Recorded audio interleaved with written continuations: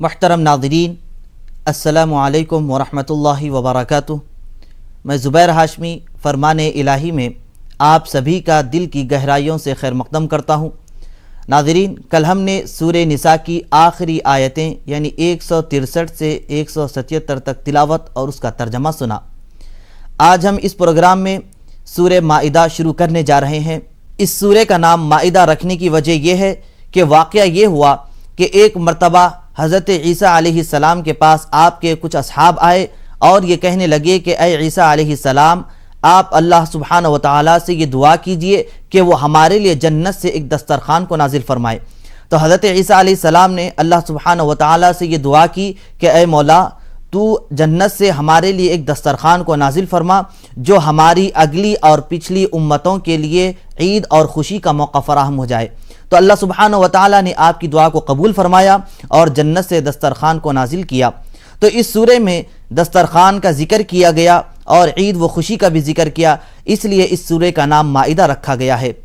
आइए नाजरीन, शामिल हो जाते हैं और मालूमात हासिल करने के लिए सूरह माइदा की तिलावत और उसके तर्जमे के साथ। औज़ु बिल्लाहि मिनश शैतानिर रजीम।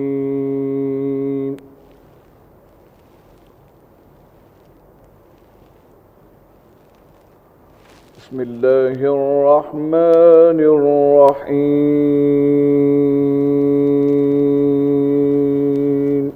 शुरू करता हूँ अल्लाह के नाम से जो बड़ा मेहरबान निहायत रहम वाला है। या अय्युहल्लज़ीना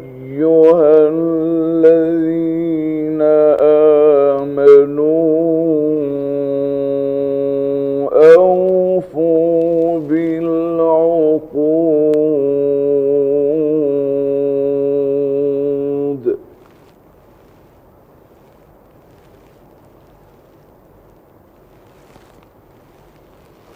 उहिल्लत लकुम बहीमतुल अन्आमि इल्ला मा युत्ला अलैकुम गैरा मुहिल्लिस सैदि व अंतुम हुरुम।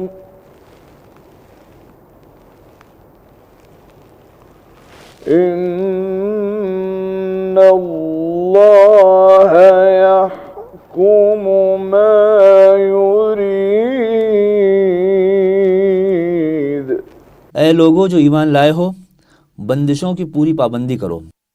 तुम्हारे लिए मवेशी की किस्म के सब जानवर हलाल किए गए हैं सिवाय उनके जो आगे चलकर तुमको बताए जाएंगे। लेकिन इहराम की हालत में शिकार को अपने लिए हलाल न कर लो, बेशक अल्लाह जो चाहता है हुक्म देता है।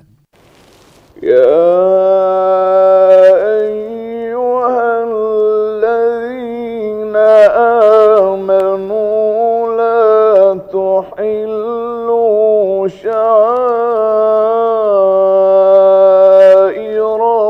शाइरल्लाहि वलश-शहरल हराम वलल हदिय वलल क़लाइद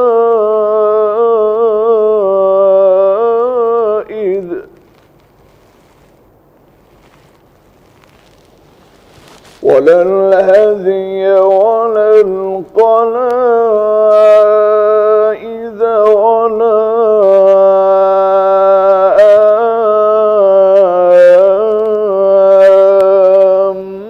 आमीनल बैतल हराम यब्तगून फज़लन मिन रब्बिहिम व रिज़वाना।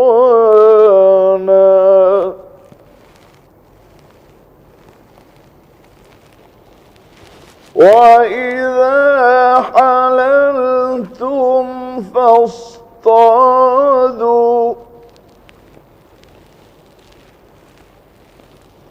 وَلَا يَجْرِمَنَّكُمْ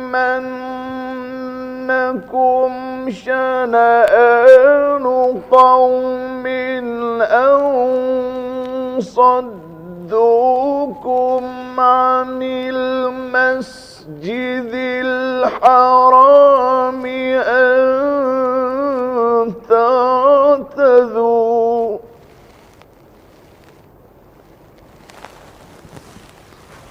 وتعاونوا على البر والتقوى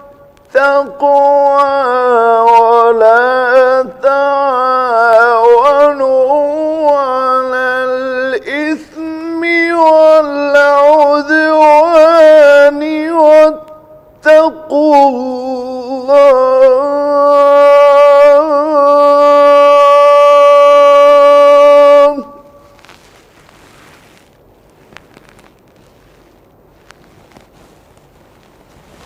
إن الله شديد العقاب.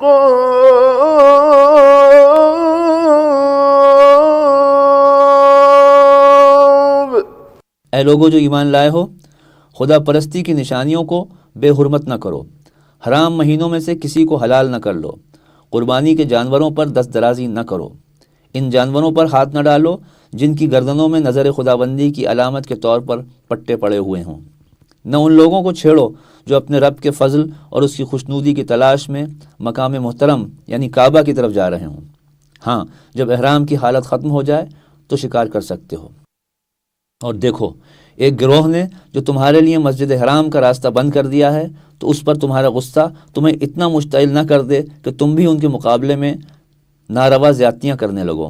نہیں، جو کام نیکی اور خدا ترسی کے ہیں ان میں سب سے تعاون کرو، اور جو گناہ اور زیادتی کے کام ہیں ان میں کسی سے تعاون نہ کرو۔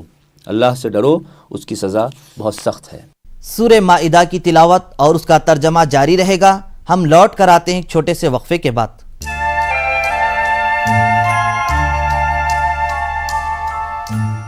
آپ سبھی کا ایک بار پھر خیر مقدم ہے۔ ناظرین، ہم سن رہے تھے سورہ مائدہ کے تعلق سے۔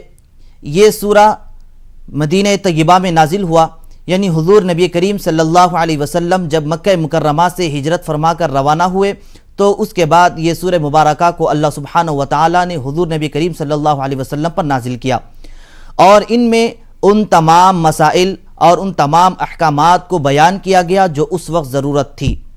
تو آئیے ناظرین پھر ایک بار شامل ہوتے ہیں سورہ مائدہ کی تلاوت اور اس کے ترجمے کے ساتھ۔ حرمت عليكم الميتة والدم ولحم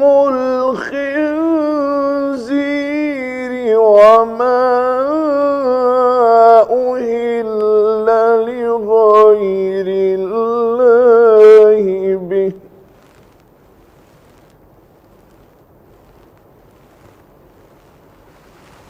وما أهل لغير الله به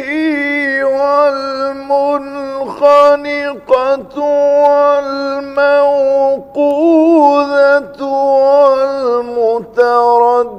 والمتردية والنطيحة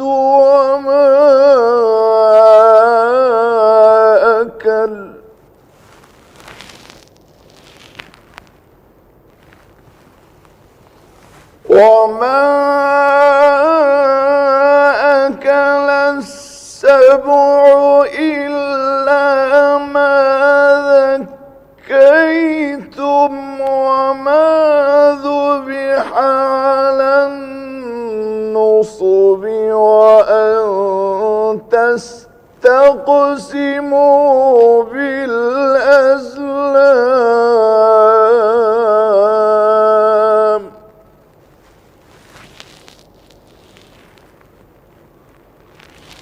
ذلكم فسق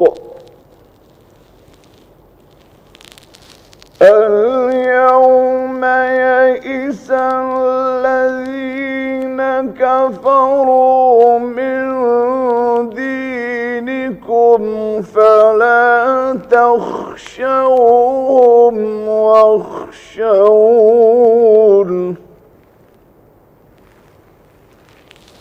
اليوم أكملت أكملت لكم دينكم وأتممت عليكم نعمتي ورضيت لكم الإسلام دينا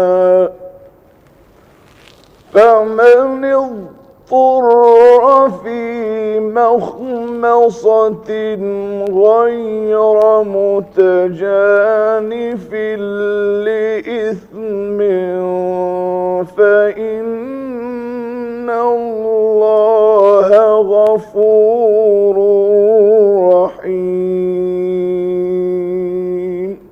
تم پر حرام کیا گیا مردار، خون، سور کا گوشت، وہ جانور جو خدا کے سوا کسی اور کے نام پر ذبح کیا گیا ہو، وہ جو گلا گھٹ کر یا چوٹ کھا کر یا بلندی سے گر کر یا ٹکر کھا کر مرا ہو، یا جسے کسی درندے نے پھاڑا ہو، سوائے اس کے جسے تم نے زندہ پا کر ذبح کر لیا، اور وہ جو کسی آستانے پر ذبح کیا گیا ہو۔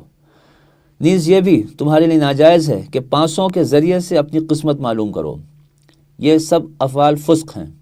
آج کافروں کو تمہارے دین کی طرف سے پوری مایوسی ہو چکی ہے، لہٰذا تم ان سے نہ ڈرو بلکہ مجھ سے ڈرو۔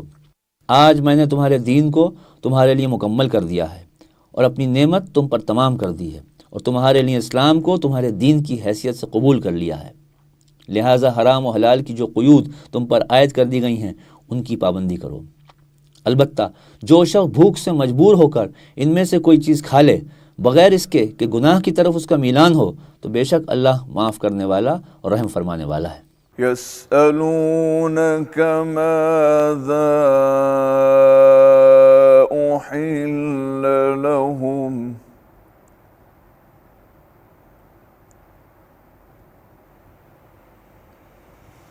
قل أحل لكم الطيبات وما علمتم من الجوارح مكلبين تعلمونهن مما علمكم الله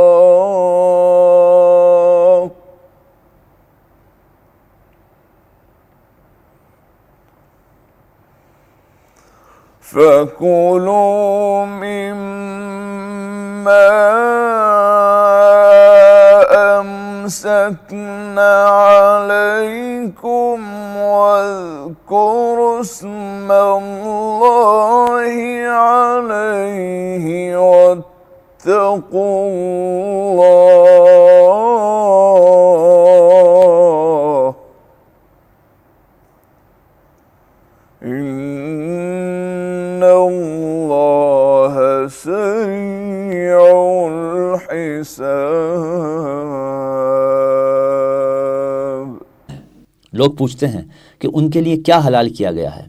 کہہ دو تمہارے لیے ساری پاک چیزیں حلال کر دی گئی ہیں، اور جن شکاری جانوروں کو تم نے سدھایا ہو، جن کو خدا کے دیے ہوئے علم کی بنا پر تم شکار کی تعلیم دیا کرتے ہو، وہ جس جانور کو تمہارے لیے پکڑ رکھیں اس کو بھی تم کھا سکتے ہو، البتہ اس پر اللہ کا نام لے لو اور اللہ کا قانون توڑنے سے ڈرو، اللہ کو حساب لیتے دیر نہیں لگتی۔ سورہ مائدہ کی تلاوت اور اس کا ترجمہ جاری رہے گا۔ ہم لوٹ کر آتے ہیں ایک چھوٹے سے وقفے کے بعد۔ وقفے کے بعد آپ سبھی ناظرین کا ایک بار پھر خیر مقدم ہے۔ سورہ مائدہ کی آیت نمبر 6 میں اللہ سبحانہ و تعالیٰ نے وضو اور تیمم کے بارے میں حکم نازل فرمایا۔ اس سے پہلے ہم ایپیسوڈ میں آپ کے سامنے تیمم کے تعلق سے تفصیل کے ساتھ بتلایا ہے۔ اب یہاں پر ہم سب کو یہ جاننا چاہیے کہ نماز جیسی اہم ترین عبادت ہے، اور اس طریقے کے تمام عبادات کے لیے ہم کو ضروری ہے کہ ہم اس سے پہلے وضو کر لیں۔ ناظرین آئیے شامل ہوتے ہیں سورہ مائدہ کی آج کی باقی آیتوں کی تلاوت اور اس کے ترجمے کے ساتھ۔ اليوم أحل لكم الطيبات وطعام الذين أوتوا الكتاب حل لكم وطعامكم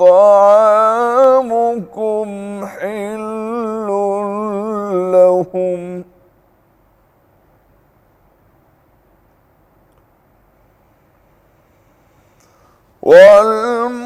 والمحصنات من المؤمنات والمحصنات من الذين أوتوا الكتاب من قبلكم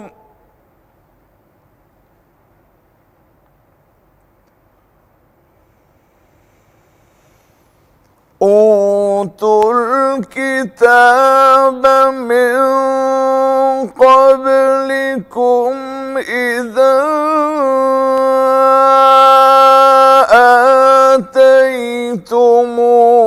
آتيتموهن أجورهن محصنين غير مسافحين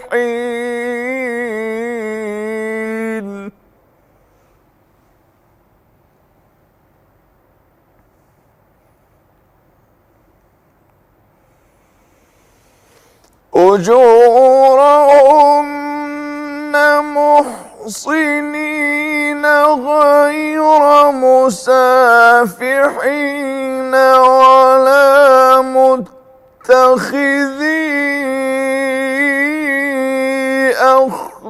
أخدان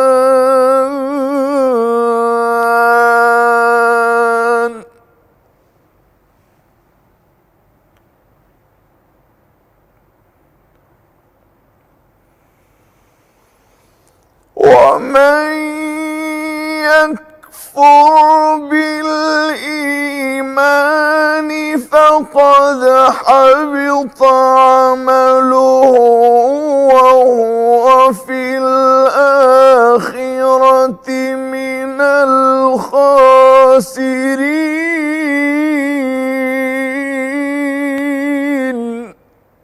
आज तुम्हारे लिए सारी पाक चीज़ें हलाल कर दी गई हैं। अहले किताब का खाना तुम्हारे लिए हलाल है और तुम्हारा खाना उनके लिए, और महफूज औरतें भी तुम्हारे लिए हलाल हैं, ख्वाह वो अहले ईमान के ग्रोह से हों या उन कौमों में से जिनको तुमसे पहले किताब दी गई थी, बशर्ते कि तुम उनके महर अदा करके निकाह में उनके मुहाफिज बनो, न ये कि आज़ादी और शहवतरानी करने लगो या चोरी छुपे आशनाइयाँ करो। और जो किसी ने ईमान की रविश पर चलने से इनकार किया तो उसका सारा कारनामा ज़िंदगी ज़ाया हो जाएगा और वह आखिरत में दिवालिया होगा। या अय्युहल्लज़ीना आमनू इज़ा क़ुमतुम इलस्सलाति फ़ग़सिलू वुजूहकुम وأيديكم إلى المرافق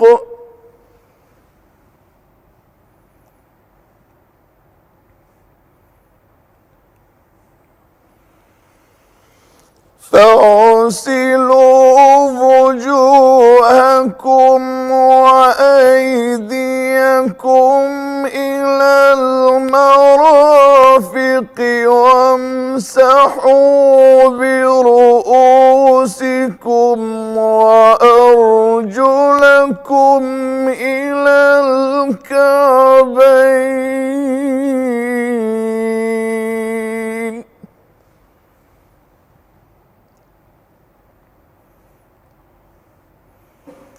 وإن كنتم جنبا فاطهروا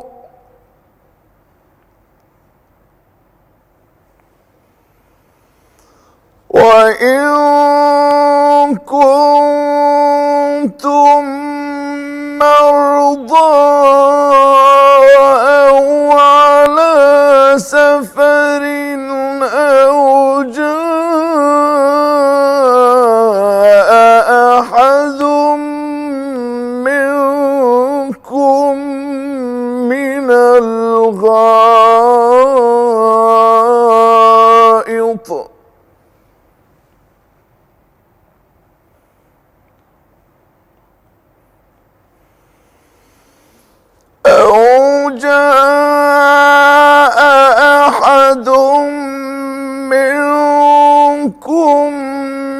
من الغائط أو لامستم النساء فلم تجدوا ماء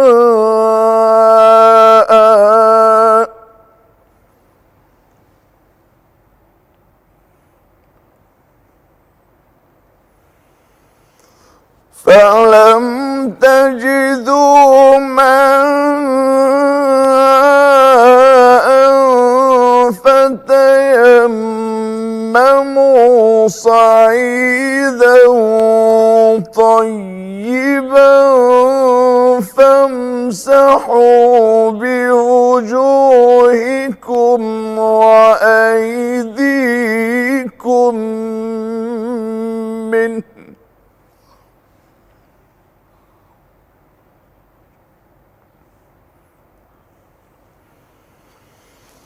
ما يريد الله ليجعل عليكم من حرج ولكن يريد ليطهركم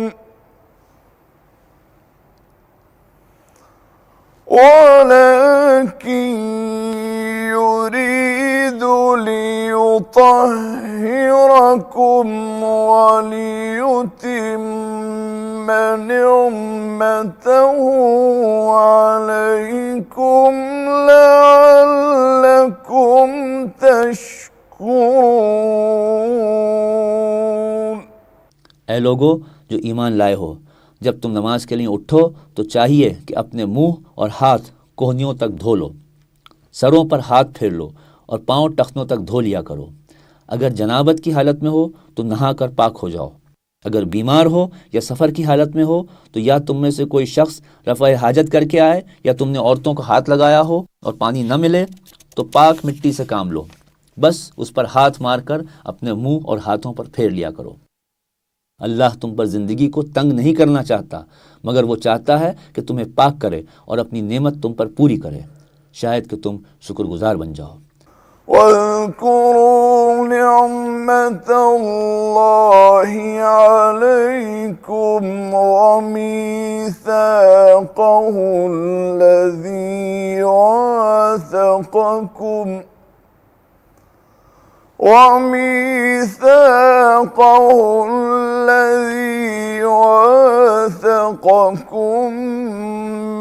به إذ قلتم سمعنا وأطعنا واتقوا الله إن الله عليم بذات الصدور۔ واذكروا نعمة الله عليكم وميثاقه الذي